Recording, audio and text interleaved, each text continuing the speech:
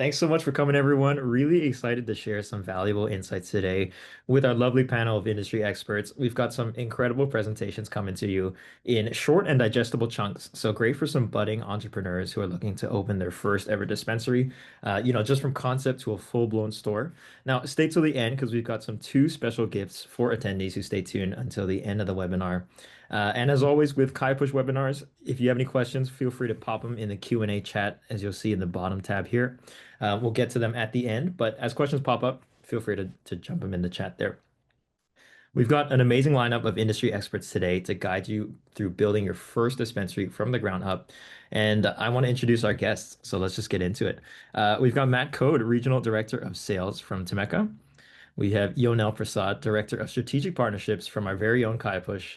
We have Jack Blazer, CEO and Board Director at Mosaic, speaking about the digital storefront. We have Chris Reed, Head of Sales and Partnerships at Cova. We have Brittany Melville, President at Forte Operations. And we have Adam Smith, Account Executive at Solink. So I'm really, really excited to get to pick the brains and see what we can help with today. Let's get into it right away. Matt, I've got a scenario for you. I'm a first-time dispensary store owner. I've just got my license approved. What are my next steps? What should I look forward to now? So you're a first-time dispensary owner. Do you have your license yet? You have your license all ready to go? Yep, it's ready to Okay, go. I have so it in me right here. What's okay, next? perfect. So first thing, the biggest win is going to be always starting early. So as soon as your license, or even directly pursuing that license, start planning then. The goal is always kind of simple. It's make sure the site can actually be permitted on your timeline and on your budget. So Um, a few things you should check before you sign anything, zoning and use approval, plus any local buffer rules, basic code and ADA requirements. So things like paths of travel, bathrooms, door widths, and then utilities and building conditions. So power, HVAC, plumbing, and what the shape of the space is really in. And then landlord rules. So what they allow, what they don't, and what they expect you to restore. So kind of just going back to your question, if you do all these things up front, the nightmare of signing a lease on a space that looks great, but can't get approved without any major changes kind of goes away.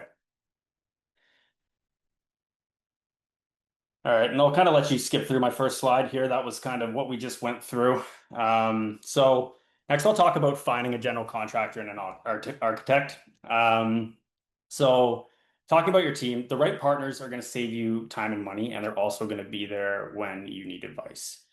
So for a GC, the best referrals usually come from people who see these projects every day. So local brokers, property managers, and think about nearby retailers who've done renovations recently. You want somebody with real retail renovation experience in your city, not just somebody who says they will do retail. There's a big difference between willing to do it and have actually done it before. For an architect, I would prioritize two things. They know local permitting and how your city actually reviews the plans, and how they coordinate MEP, which means mechanical, electrical, and plumbing. So that's just so nothing gets missed. So I'll give you kind of three vetting questions to take away from this. It would be kind of what is your plan review and inspection process here? And this can go for either the GC or the architect. How do you prevent change orders and scope gaps? And can you show me a recent retail timeline from permit to occupancy? If they can answer these clearly and show examples, you're usually in good hands. I'll let you go to the next slide there.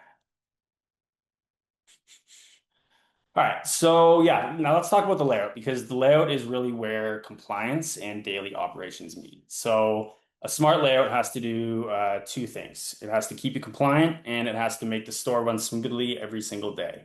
So a few things your layout must solve are your controlled access. So think about secure staff only areas. There's no confusion on who goes where. Your security coordination, so cameras, sight lines, secure storage, your life safety and ADA, so exits, aisle widths, and accessibility. And then your backup house workflow, so the receiving, the storage, the staff flow, and the inventory movement. Key advice coming from here would be coordinate early with your partners. Talk about all of these things, even if it feels way ahead of time. The small changes are very easy to make on paper, but making those changes when you're in build out get very expensive. Next slide, please. Last slide I have for you today before passing things off to you now is just calling out some common patterns that we see. A common win would be a feasibility check happens before the lease is signed. That includes zoning, code and ADA, utilities, and landlord rules. And the result is kind of obvious. It's fewer redesigns, fewer change orders, and just a smoother permitting processes. You're ahead of everything. And then common mistake, the lease gets signed or demo starts, and before there's any real permitting plan or a compliance aligned layout. Then you get hit with resubmittals, added scope mid-build, and missed opening windows. So if you kind of just heard me ramble for the last few minutes and you can only remember one thing from this section is slow down for the feasibility check. It speeds up everything later. Thank you to everyone at KayaPush who put this together. I'll pass this off to Owen to introduce the next guest. Awesome. Thanks, Matt. They're really insightful. Now, again, for our audience, if you have any questions, throw them in the chat. We're going to get to them at the end. I'm going to talk to Yonel here because I'm really excited for this question. I know you're an expert at this. We're in the cannabis industry, but we're also in the business of people. I've got my license for my dispensary. I've got my lease. How do I build an all-star team? That is a great question, and I'm definitely excited to talk about this. I think talking about hiring and looking for A players is extremely important. And I think one thing that's important to understand is why does hiring fail right off the bat? Um, just kind of going through that, most of the time, the reason why you have underperforming teams is because it goes back to the hiring process. At the end of the day, like the role wasn't clearly defined. Do you the if the person that you're hiring doesn't fully understand what their objective is and what their North Star is, it's going to cause confusion and not team alignment, right? A lot of times you'll find people hiring out of urgency instead of making an impact, right? You need to fill a role. Maybe there's 2 or 3 or 4 roles. You're understaffed. You need to hire fast. But going through the hiring process to hire fast is a huge mistake because then you're going to go through high turnover and you'll probably have to go repeat that process over and over again. Another thing that a lot of employers make a mistake of is they make the mistake of hiring someone based on likability. So I like this person because we had such a great conversation, but you're not comparing it to the performance. So you're hiring for past results. Did they perform and will they perform at your store? The other thing is it's important to not believe in just one-time wins. Do they have repeatable results? That's what you're looking for. It's great if they won once, but you're looking for someone who can stay consistent and activate that role to what you need it to be. Also, a huge mistake is there's no reference checks done. I think a lot of times this goes back to, hey, I like this person, and you think that, hey, you had a great conversation, but reference checks are so important. So don't go by gut instinct. Have a framework, have a strategy. So right now, what we're going to talk about is we're going to talk about the interview process. What kind of framework should you have when you go through the interview process? And I'm going to actually talk about the Who framework. The Who framework is from a guy named Jeff Smart. Highly recommend you get this book, get the audiobook. It'll really help you understand how to go through the interview process and make sure that you're hiring A players. You're not looking for B players. You're not looking for C players. If you're looking for a highly efficient, well-run engine, you want to make sure that you're staffing the best in class. So right off the bat, the first thing you want to do is define what success looks like. How are you going to do that? So the first thing you want to do is create a scorecard. That scorecard should have a clear understanding of why that role exists. What is the mission? The next thing you want to do is you want to make sure you outline outcomes that are measurable within 12 months. This is just going to help you understand exactly not only what you're looking for, but in terms of making sure that the people that you hire have direction. They need to know exactly what their target is. Outcomes could be, let's say, for example, you're hiring for a store manager. You want to list 5 to 8 outcomes depending on the position. So 3 outcomes could be, hey, I want to maintain a schedule that's 95% fully staffed. I want to keep labor spend within a target labor to sales ratio within 15%. I want to increase sales labor hour or basket size by 10 to 15%. Notice that there's exact figures in each, right? So and this is part of creating the scorecard, is that you want to make sure that it's measurable. Then you're going to go into the interview process. When you go through the interview process, remember that what you're actually interviewing for is what their past behavior was. Like I said, their past behavior is going to show up in their performance today. So you're looking for patterns, ownership, results. Like, are they taking ownership? So you want to ask questions like, "Hey, tell me about a time when," and then what that looks like, right? You're looking for patterns. So what kind of patterns are you looking for? Patterns are going to help you understand who they consistently are. So, for example, a strong pattern could be, hey, in my last 3 roles, I brought in and I was brought in to fix underperforming teams, for example. A weak pattern would be there's one time I crushed my goal. So one's kind of fluffy, one's very exact. The other thing that you want to find out is, do they take ownership? Do they take ownership, responsibility, or do they deflect it? So high ownership would be, I missed the mark, so I changed the following. Low ownership would be, hey, the leadership wouldn't let me do this. And now they're deflecting, right? They're not taking any ownership. The third thing you're looking for is results. Did their actions matter? So, for example, a strong result would be turnover dropped from 28% to 14% in 6 months. Amazing, right? Low ownership would be leadership wouldn't let us do the following, right? So they're deflecting again. So you're looking for actual results. Who you hire is really important, and how you hire is important. Like I said, you're looking for A players, you're not looking for B or C. If you hire a B player, guess what they're going to hire? A B or C. If you hire a C player, what are they going to hire? A C or D. So if you want a top performing team, you want to make sure that you're really looking on who you're hiring. And then also you're going through how you're going to evaluate them. So you're looking to evaluate the big three. Ability, do they have the ability? Are they a good fit? And do they have drive? Are they passionate about working there? If you can't define success, you can't hire for it. Past behavior is the best predictor of future performance. The next thing we're going to go through is a checklist. So what key things are you looking for when you're going through the hiring process? Right off the bat, you want to build a scorecard. So when you build a scorecard, like I said, you're looking for A players. You want to write a 1-sentence mission statement on why the role exists. You want to define the outcomes that are measurable, and then you want to add a must-have or must-not-have that are non-negotiables. Then after that, you want to run a structured interview process. That interview process, you want to make sure you have 2 people. There's a reason why. You're asking 3 questions. You're digging into, what were you hired to do? What did you accomplish? And how did you do it? In all this, you're looking for context, results, and what methods did they use. And the last part of it is that when you go through the scoring process, once you go through the interview process, you're going to go back to that person that you did the interview with, and you're going to rate the 3 different components: ability, fit, and drive, 1 to 10. A players will always score 90% above, and you want to compare your notes with the interviewer. And then from there, you're going to decide, hey, yes, we're going to move forward with them. No, we're not, or we need more information. And the last thing you want to make sure you do is verify references. References are so important. So you want to ask the like the person you're doing the reference with, you want to ask, hey, what were they world class at? What are the gaps or blind spots? Would you rehire them? Why or why not?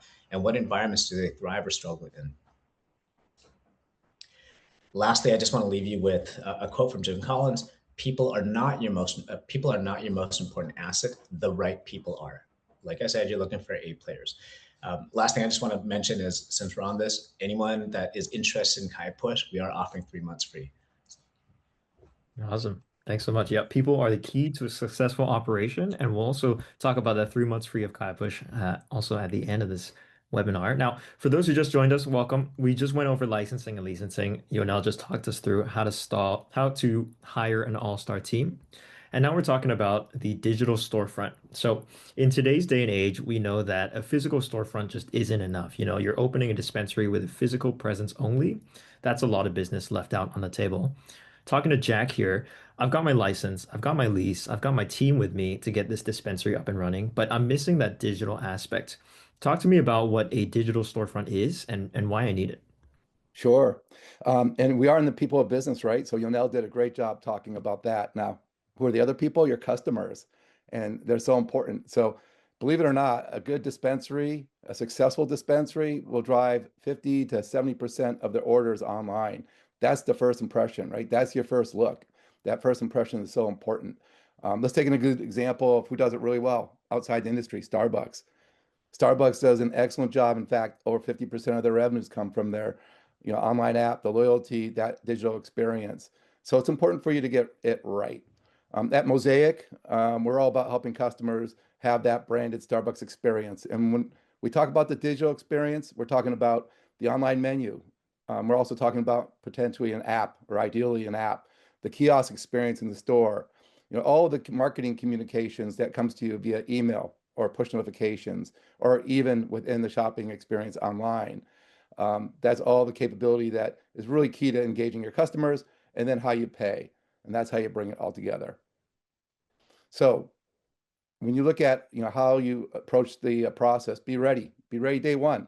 If your first impression is, yeah, can go next slide, is how do you win here? It's making sure that you have a strategy, making sure you choose the right technology, making sure it works, because there's many different components you need to think about. And I just ran through them for you. You want to have the right e-com solution. You want to make sure you have an app, in our opinion. You want to make sure it's all branded. You want to have the right loyalty. You want to make sure it works well. You want to make sure it's seamless. Think of it from the customer experience. What are they going to experience when they're in there ordering, looking at your product, and choosing to come back to you the next time and the next time after that? Next slide. What you don't want to do is kind of making, work on it afterwards. As Matt talked about, it's so important to get the store right. And then, as Yonel talked about, you want to get the people right. What you want to do is launch everything, because that's where you're focused on, and then have that be an afterthought where, oh, now I need to do my digital, because you're losing the opportunity to, one, make that first impression for your customers up front, but two, gather important data. In most businesses, data becomes so important. So it's important that you train the bud tenders, make sure they understand, and communicate to your consumers when in the store that you have an app, or that you have an online presence. They have a loyalty program where they can see great offers or take advantage of key rewards in certain parts of the country. You want them to be taking advantage of that. And therefore, from a data perspective, you want to capture key information like their phone number, and ideally their email as well. If you can capture that data up front, it will pay dividends down the road, as as you're able to market to them and engage them and have them come back to you. And the next slide, it's really key. You really want to make sure that you're leveraging data. It becomes a competitive advantage in this competitive space that we're all in. It's a key differentiator. So if you have a platform that's branded, and believe it or not, many dispensaries don't have platforms that are branded. They're missing their colors, their branding, the logos, the look and feel in the store. You work so hard, as Matt talked about, in getting the store right, and then training your people, as Yonel talked about. Now you want to make sure that's reflected very much so in your digital strategy, where, again, good dispensaries will drive 60, 70% of their business through. And if you do that successfully, that also pays dividends back in the store, because you need less overhead and management time to take those orders. People that order online can go right to your VIP line, pick up. So it's a very good experience when you get it right. And it's a difficult and a lost opportunity when you get it wrong. Thank you. Thank you, Owen. Yeah, absolutely. Thanks, Jack. Really insightful. Now, just want to remind everyone, if you have any questions, feel free to pop them in the Q&A chat. I think they are anonymous as well. So anything that comes up, feel free to pop them in, and we'll get to them at the end. Now, we've got the digital storefront and the physical storefront. Those are the key parts. But I want to make sure that we're keeping track of everything that's coming in. So sales, inventory, customer insights. At this stage, it almost feels sort of impossible to keep track of everything that's coming in. Now, Chris, what does the reality of retail look like for a first-time dispensary owner? That's a great question.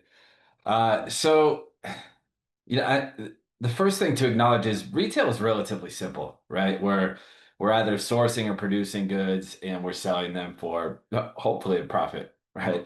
And we do that at scale, and we are able to grow a business, right? But the reality is that while it's simple in its mechanics, it's pretty complex in and of itself, right? You want to make sure that you're sourcing the right products, that you have a good understanding of what inventory you're holding, especially when that inventory ages out or expires. You want to make sure that you're moving product through efficiently, and that you're not just, especially cannabis, something I see a lot of people struggle with is sourcing products just because they're products that they would enjoy, right? Like you need to have products that are selling to your serviceable market, to the people who are coming in into your retail establishment. So while retail is relatively simple, it's not easy. And you want to make sure that you have quality and reliable systems with accurate data and reporting to help inform the decisions that you're making in your business. So that's retail just in general. When you add in the fact that we're dealing in a highly regulated product or good, the complexities go up, and the need to have a reliable service provider is even more imperative to the success of your business. And then when you add in the fact that we're dealing with cannabis, which is still a Schedule One narcotic, just compound all of those struggles to the nth degree, right? And so the first thing to consider, if you're looking at getting into cannabis, I love it, right? If you don't, make sure you have someone on your team that does, because this is hard. It's not the easiest way to make money, that's for sure. And having a reliable central point of truth or central nervous system is incredibly important. And obviously, I'm biased because I work for a point of sale company, but I'm comfortable having that debate. It's extremely important, right? So when you're vetting your point of sale, and look, we can talk about how Cova helps, and we certainly put a lot of intentionality into our launch and onboarding process. But I'm not here to pitch anyone on Cova. There are other providers that do the same thing. I really believe that a high tide lifts all boats, and I want anyone getting into this space to do so successfully. It's important to find service providers that take an active interest in your success. If you're in a demo and they're talking about them, and they're not asking you questions about what are your milestones, where are you at in the process, what are your needs, where are the gaps in your understanding here, and they're not seeking to provide answers to your questions, they just want to talk about themselves, that would be a red flag to me, because it's likely going to matriculate through the rest of your experience with them, right? Make sure you're working with people who take a genuine interest in the success of your business, and that should continue on past the sale to the experience you have with getting ready to transact, with learning the point of sale, with making sure your employees understand that. Remember that a solid point of sale is extremely important, but as a business, you're only as compliant as your least capable employee. So you need to make sure that you're, to Yanel's point, that you're hiring people that you can trust, but also that you're providing them with systems and tools that are going to enable them to be successful without worrying about whether or not they're going to put you in a hard spot about, with a regulatory violation or a fine. You want them focused on providing a quality customer experience. So, yeah, getting into the biggest mistake and the biggest win. Look, I would say one of the biggest mistakes I see retailers make in this space is looking at point of sale as a glorified abacus, right? Or a 10 key. That's not the reality anymore. You need to make sure that you're picking a point of sale that's going to give you peace of mind with the compliance stuff so you can focus on running a competitive business, right? All of the compliance stuff is super important. That's how you keep your license. It's not how you win, right? So you want to make sure that you're working with systems that allow you to focus on beating your competition and staying viable in a lot of cases oversaturated markets. So defining your competitive advantage and using that to scale your business. You don't want to be worried about, whether or not you've got a system that's going to prevent you from selling over a purchase limit or enable your employees to accurately scan and check IDs, right? Um, so yeah, what's one piece of advice?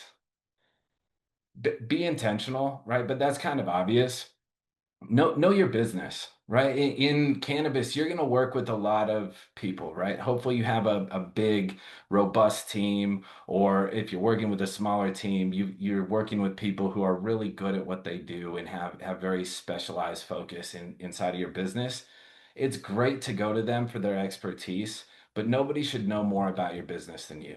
So that starts from day one. Be really intentional with how you're setting up your business and make sure that you are leading with compliance from day one. So you're not creating a bunch of future headaches for yourself just to get out of the gate as fast as you can.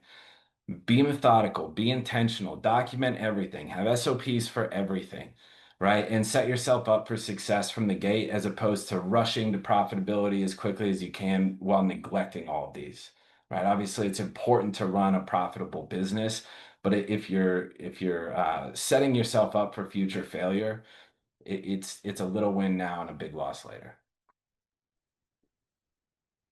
Oh, and hey, here's a quote from one of our customers about why point of sale should be more than just a point of sale, especially in this space. Awesome. Thanks, Chris. Really appreciate that. Uh, yeah, really, really insightful. Now, Brittany, I have a scenario for you. I'm really close to launching my dispensary officially now. A few bumps here and there back in the day, but we're on track. If I wanted to reach out with specific questions about running the business, but I don't know where to turn to for help, what should I do? That's a great question. I often find it's a chicken and egg situation when opening a dispensary, when to spend money, what invoice to sign, when to kick off your point of sale, what about hiring? So I would just say start with chatting, kind of echoing a lot of things that everybody said before me, but start with chatting with experts, ask questions, go into other dispensaries and tour around, get ideas. That will kind of give you some type of a guideline. But I do actually go over in the next slide a little bit of a cadence in terms of overall steps to opening a dispensary. So kind of following that point, when you get your license, now what? Typically what people do is you find a lease, or you already have a building potentially, and then you're going to start your retail journey and customer design. Then you're going to do a little bit of probably, I would say, budgeting, like financial planning. Then within that, you also will go into some compliance, some operating planning, a little bit of marketing planning, your people planning, who, what, where, when, how much, kind of what you now mentioned. We're going to do a little bit of training, and then probably get you to your store opening. All right. So most common mistakes. I also echo what everybody said earlier. That's share the same sentiment there. I think the size of location is what I see most common in, I want to say, every market that I've ever been in. It's the size of location would be, I would say, the number one mistake, because people do think bigger is better. Which, if you are in Las Vegas and you're at the Planet 13 that's there, 1,000%, you're a tourist destination. You're going to be a hub of like community and events and whatnot, and that might fit your business plan. However, we've opened stores in 400 square feet all the way up to 4,000 square feet. So sometimes less is more. If you don't own the building, that is a super significant overhead to think about. And also, when you are planning your launch, you might think that you're going to be open in 6 months, but I typically guarantee you it's probably at least 2 to 3 times longer than that. So just think about that overhead that's going there. And if you do have a little bit of a smaller space, you could be super intentional with designing that space to be functional. I know Temeka has done a ton of creative things in small spaces to make sure it's optimized. And then the second thing I would say is where to allocate your budget prior to opening the store. So obviously, budgets, I'm sure, are tight, and it's stressful because you're planning for the unknown. You're hearing different sales forecasts from everybody under the sun, different markets. You're looking at, a store in Maryland that's doing $35 million a year, in Jersey that's doing $30 million a year. And, then you're seeing stores close left, right, and center in Canada. So it is honestly next to impossible to forecast what your sales are going to be. Don't let anybody tell you otherwise. However, figuring out where to reserve budget and then where to allocate budget at the beginning, I think people often make mistakes. I love aesthetics. I love beautiful stores, but sometimes having a, full marble slab cash desk might not make sense for open, and allocating that budget into making sure you have a full depth and breadth of product and high quality candidates and a really strong team might be a best use of your budget at the beginning. So really engaging, people that have done this before and kind of can walk through your budget to give a second pair of eyes is what I would suggest. It'll save you like a lot of long-term stress and headaches. So that last stretch, a couple of months before you open, when you're kind of slashing budget and trying to choose where to reallocate your funds, you're not slashing something that is super imperative.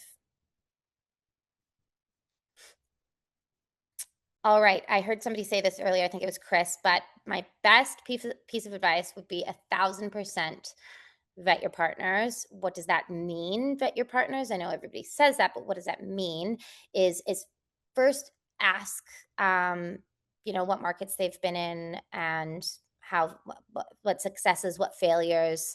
And I definitely think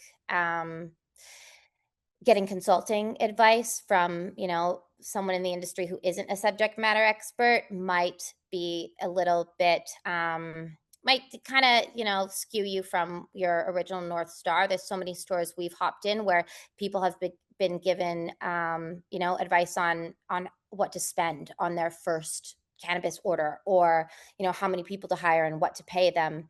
And for me, it's like your first cannabis order, some stores, like we had one that was like 1.6 million recently. And if I was getting that advice from, someone from a software sales team, I might think that because they have the analytics on the back end that they knew what they were talking about. However, boots on the ground, local market people that know the cannabis, that know the weed, that know the consumers, those are the ones you'd want to really engage for those specific items. So make sure vet your vendors and always ask for people's opinions, experiences.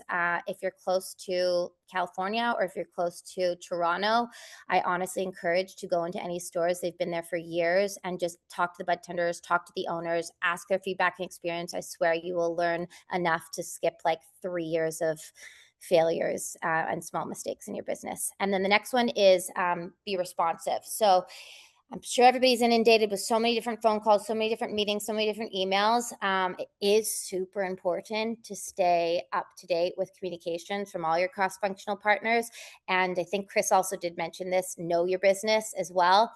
I've jumped into so many stores where the owners are too far removed that they don't fully understand the compliance portion of it. And then, a general manager or store manager is hired and they know all the compliance, they know the point of sale, they know the back end. But then that person quits, as Yonel mentioned. We all know retail turnover is super high. And then you're kind of left there lost because you don't know your business. So really dive in at the beginning, be responsive, understand your business, for sure understand compliance, and you are the only one that's going to keep the ball rolling. And at the end of the day, this is your license on the line. It's nobody else. So even though you do have professionals engaged, even though you do have partners, you are going to hire a team, be as responsive as you can. Awesome. Yeah. Thanks so much, Brittany. Really insightful. I just took that full marble slab table off my wish list, so I will not be putting that in my dispensary, but good to know. We do have a ton of questions coming in. If you put it in now, we will get to them eventually at the end, so stay tuned for that. And now on to a part of running a dispensary that I feel like a lot of people can overlook sometimes, security. Now, Adam, talk to me about running security and why is it so important? Yeah, I mean, it kind of implies with the name, right? They're less than ideal scenarios to think about, but still important nonetheless. We're talking break-ins, theft, both internal and external, all things that if happened to you before, if you've been a part of it anyway, the owner of that business would probably be wishing there was some sort of prevention in there or a little bit more invested some way. So it's one of the most important parts. I wouldn't say it's not overlooked. I think certain aspects of it are overlooked. People will think that having 50 cameras on their sales floor will deter theft from employees and guests alike. That's definitely not the case. It's a lot more nuanced than that, and there are unique ways you'll find shrink going out your door. So jump into all of that as we move on to the next slide. But backing up a little bit before you even get your doors open, how Solink is going to help. We're everything camera and alarm related. So to start, after you guys get your location, Matt provided a lot of helpful tips on that, on vetting a GC. So you've got your location, you've got your layout, you've got your GC, you've got your plan envisioned, but the next step would be to come to us and we would lay out where cameras should go, based on your state regulations, do a site visit if necessary, understand from you what you have in mind for that site. Are you going to do curbside pickup, a pickup window on the side, drive through at any point in the future, or any future changes that you're planning that would be best to plan for in advance. And then, with Solink, which I'll get into a little bit later, we're your camera and alarm system that will tie in with a lot of your tech stack, like Cova or your other chosen point of sale. We're Cannabis proven. We're deployed across 1,000 locations in North America, Cannabis specifically. So we'll fit right in with the rest of your tech stack.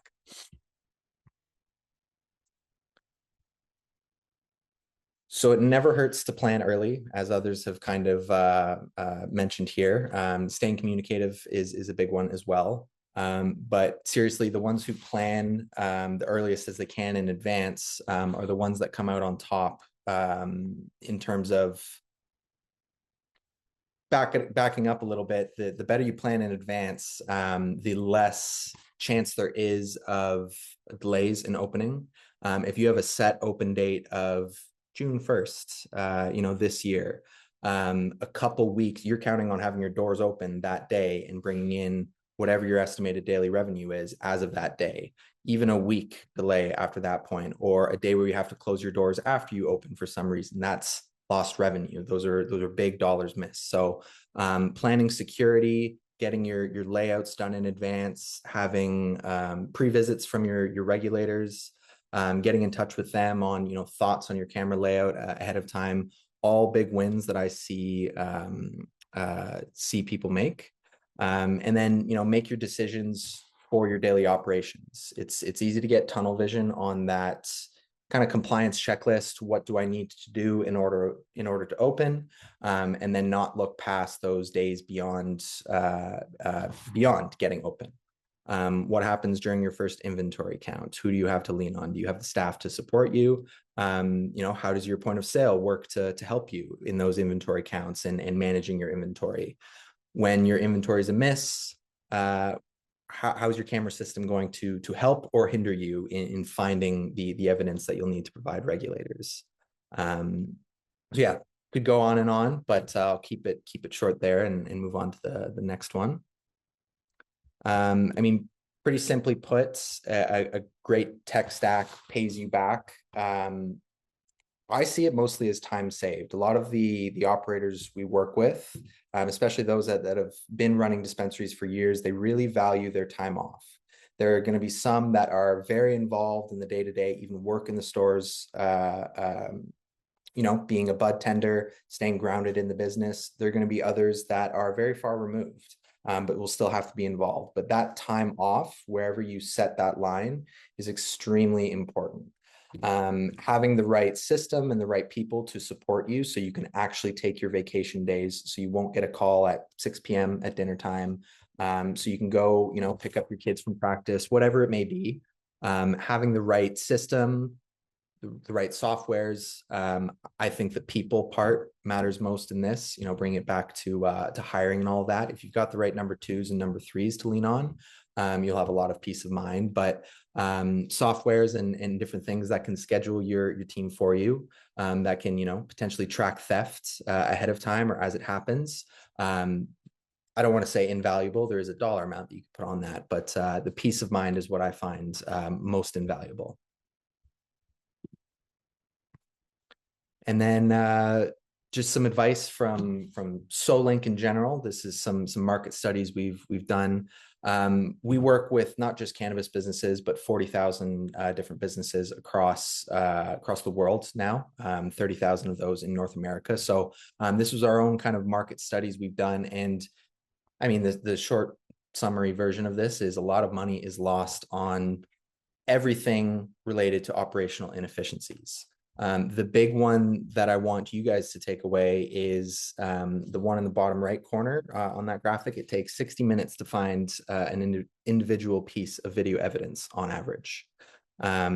That's a lot of time. That's, one pre-roll that was accidentally. So I worked as a bud tender for years. I couldn't tell you how many mistakes I made that probably need to be checked on cameras manually, and the amount of time that goes into that, labor hours and otherwise can add up and result in a pretty substantial cost. Your biggest controllable cost your first few months of opening, and Brittany will attest to this as well, is your labor.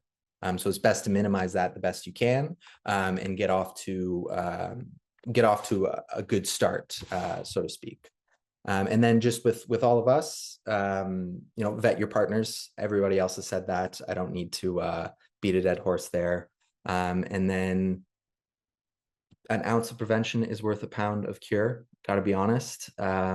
Fits pretty true to what I was saying here. Your alarm systems, the tech stack decisions you make. Some of the stuff that may seem like a huge burden to change down the road probably is going to be a huge burden to change down the road. So, make the right decisions at the start, the best you can. Vet your partners, and don't underestimate what a little bit of prevention can do. Awesome. Yeah, thanks. Great advice, Adam. We've just completed a high-level walkthrough of how to start your dispensary from license to launch, and I'm really thankful for, our partners here to give us some really great advice. And now the moment we've been waiting for, we're answering questions. So we've got a ton of questions coming in for our panelists here. But before we start that, just want to say thanks so much for answering all of these questions and giving us some great feedback. These slides will be available on our KayaPush YouTube channel if you want to check them out. But let's get straight into it. We got a question for Matt. What gets missed the most in store layout planning?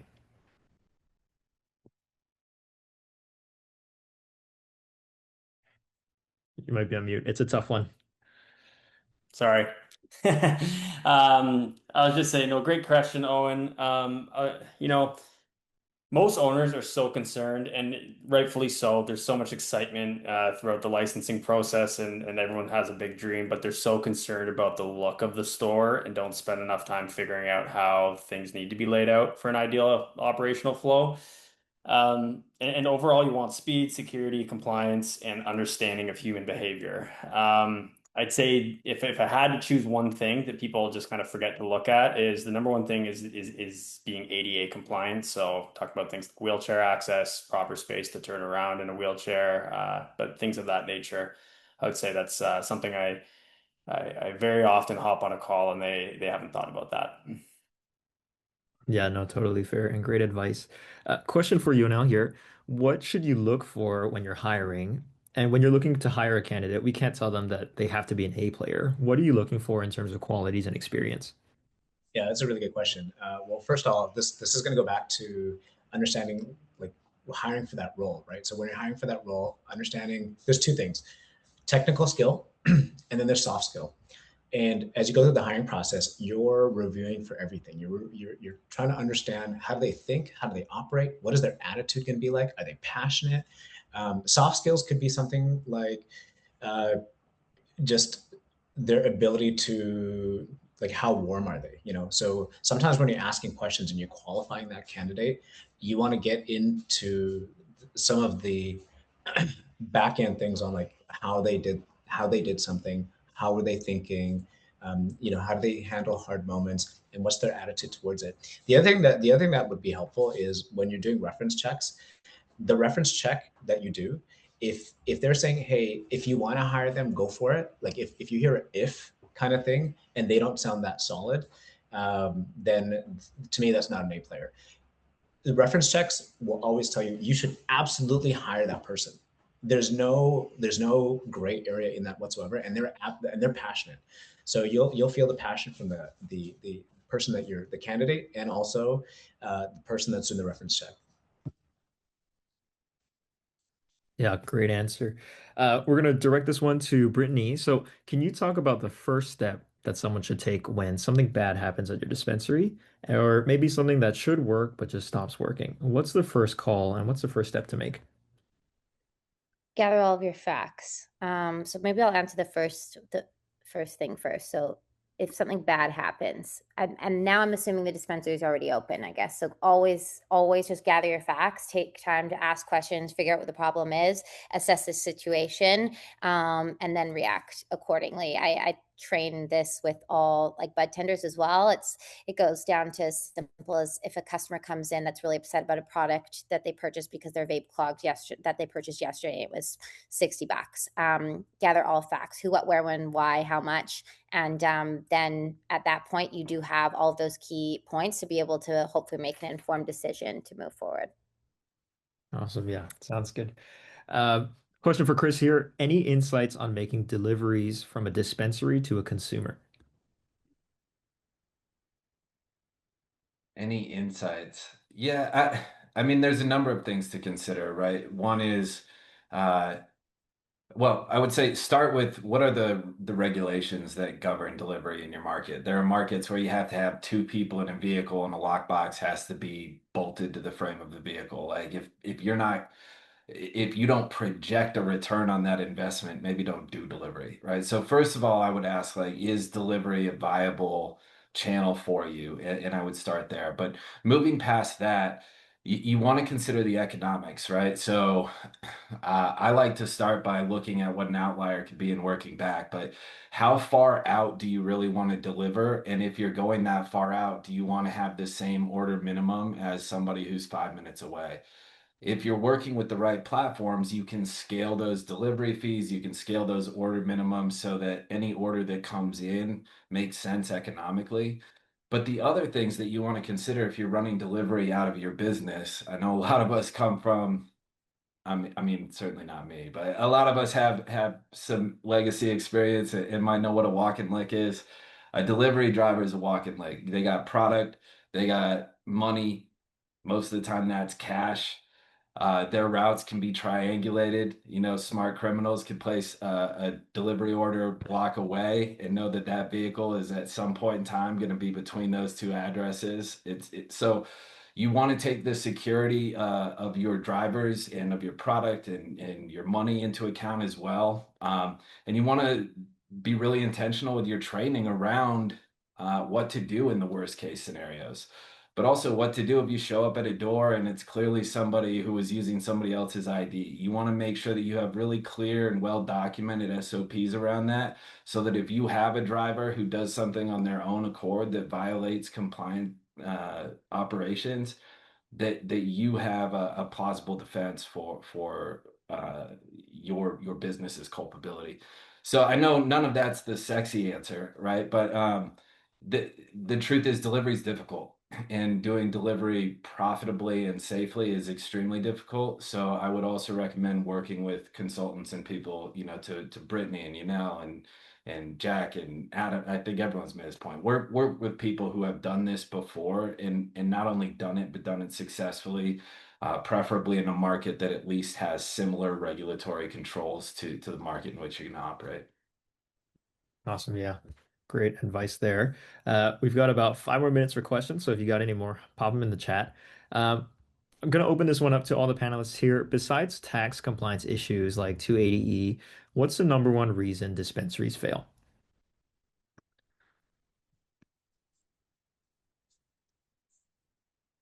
So this is open to everyone? Yeah, open to everyone. So go. Attack it first. Then from what I've seen, it's a lack of having the right systems in place in the background. I think that a lot of times the reason why businesses fail is because they don't have a strategy or any framework on not only who they should hire, what systems do they have? Do they have any visibility on, are they losing money in the back end? Most companies that we work with, they don't have that visibility. Yeah, and I would say not digging deeper on issues that arise, right? Or on your reporting on the KPIs that you're judging the success of your business by. And one common example I like to give is if you ask a lot of dispensary operators who their most successful or most profitable salesperson is, they'll say whoever has the highest revenue. But if they're discounting every single transaction to get to that high watermark, then they're not your most successful employee. They're a liability. Your most profitable employee is the one that's preserving your margins, right? So I would say making assumptions based on initial data points without taking a deeper dive is one of the most common. And again, stocking products to your own preference instead of knowing who you're serving, right? The US Census data is available. Understand the people who are in your area, who's coming into your dispensary, what kind of traffic flows you're near, what those demographics look like, and then look at industry data around what types of products those people are most likely to buy, and look at what types of products in that category are going to give you the most margin and lend the most to your profitability. I can kind of build on that too. I'm gonna honestly, this isn't to scare anybody at all. It's just to better prepare you. And I passed my like 100th dispensary at the end of December, and used to manage and operate dispensaries. Only one has closed so far, but I have worked with a ton post-open that have closed. And I would say most of the time it's because of location and not prepping for competitors to come in. So it might be exciting and fruitful if you are one of the first to market. However, if you're not set up for long-term competition to come in, and you don't really understand your business and your margins and where your money's going, it is challenging to keep things moving. I definitely would say that, because at the end of the day, cannabis does become super accessible after a couple of years of markets being open, and people do go to where is convenient, and they do order from where is convenient. So location is super important. And if you do, and when you do have competition open, just be ready for that competition, and be ready for your sales to dip. On average, it's like anywhere from 30 to 40%, depending on how close it is. So just keep that in mind.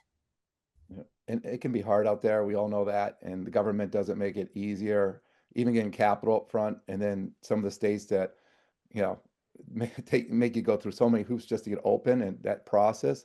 But your network, I would just suggest, you know, on purpose. Especially most owners are new, right? It's a new industry, and from a legal perspective, from most new owners. So build your network. Reach out to others. Reach out to others that have built, dispensaries before. Reach out to others, like the panelists here. Reach out to anyone you can, and establish those relationships and grow them and tap into their experience, because many people have been through it. They've made mistakes. Some have done things well. But the more that you can kind of leverage the people around you, the more that you can learn, and obviously the more successful, and potentially avoid those traps that there's plenty of them out there. Yeah, this is great advice and wealth of knowledge over here. Jack, you mentioned, advice for raising capital. I know it's hard in this situation.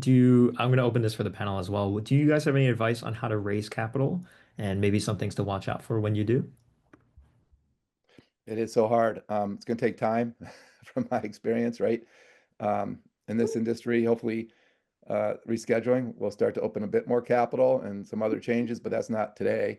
But like anything, you've really got to, it's about being smart, target the folks that, you got to learn who you want to target, and who would be the folks with, that would be most interested in investing in what you're doing.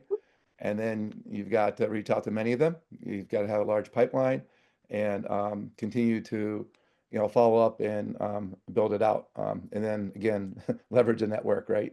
Try to leverage that network of people. Others may have other good advice, but I know that's a challenge out there. Yeah, I would say be realistic in your projections, and have a good, better, best set of data points to support what your projections are. Because if there's one thing we've learned in cannabis, nothing goes to plan, right? And investors are aware of that at this point. So they want to know that you have contingency plans. They also want to know that you're not just saying, hey, it's weed, it's going to sell itself. Gone are the days of making a pitch in flip-flops and board shorts. You want to be professional. You want to have a solid business plan, and you want to have numbers to back it up. But if you don't have experience, I would also suggest making sure that you have a team that does have experience in this industry, or it's going to be really, really difficult to raise money from qualified investors. And the other thing I would say, and then I'll shut up. if you're raising money from friends and family, it can be tempting to do it on a handshake, document everything, use lawyers, make sure there are contracts involved. You don't want to lose friends and family over a cannabis business, you know. So would be my advice. Yeah, I'll just add to that on advice. I honestly, I would, again, not going to be popular. Don't do friends and family if you can. The amount of relationships I've seen completely, even with agreements, I've seen just because of the stress alone, and because it is tough. It's a really tough business. People think that you're going to make all your money back in year one. 10% of people will. It is tough. That honestly, go outside weed for people that don't understand this industry. I know that sounds manipulative. I don't mean to be manipulative, but for people that aren't inundated with the struggles every day of this industry, find people that are just entrepreneurs and are super excited and want to be excited so they can motivate you as well. And then I think the other option is if you can't tackle any of those, consider some type of partnership with an existing operator, like a smaller independent operator that maybe is open to having some sort of a partnership with you for some investment. And then you can kind of, pull their skill set in as well. Yeah, totally. We have another question here. It's a long one, so forgive me if I don't get through all of the questions, but opening it up again, what warning signs should I, as a general manager, look out for in a failing store? And when should I know to start looking elsewhere for work? This one's open to anyone.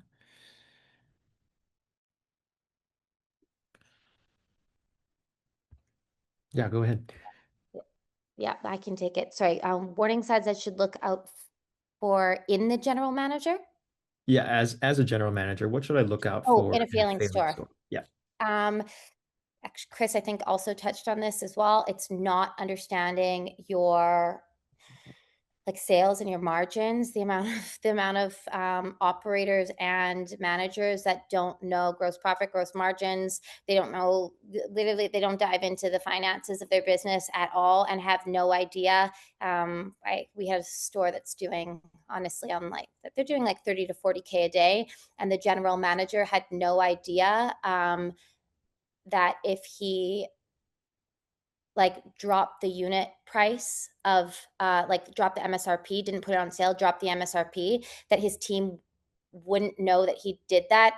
And they were also putting it on sale. So they were, when he dropped the actual MSRP of the price, that was fine. But then the team on top of that ran another promotion, dropped another 25%. He couldn't like put together that like no one understood he did that. So you do think that your whole entire team understands margins and whatnot, but at the end of the day it's you do have to walk through this with people regularly.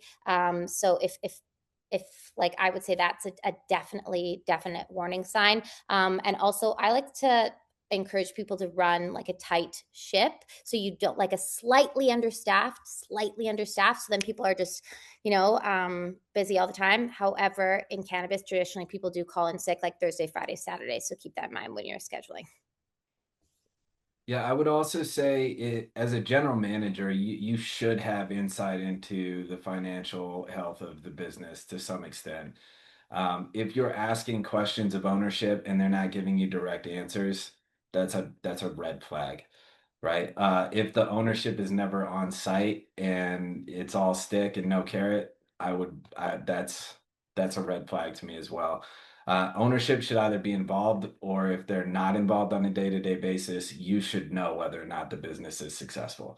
And if you have questions around whether or not it's failing or struggling, and you're not getting direct answers from ownership, and you're not getting a roadmap or a plan on how you're going to change things, which is more common in this space than you might think, that would be a red flag to me as well.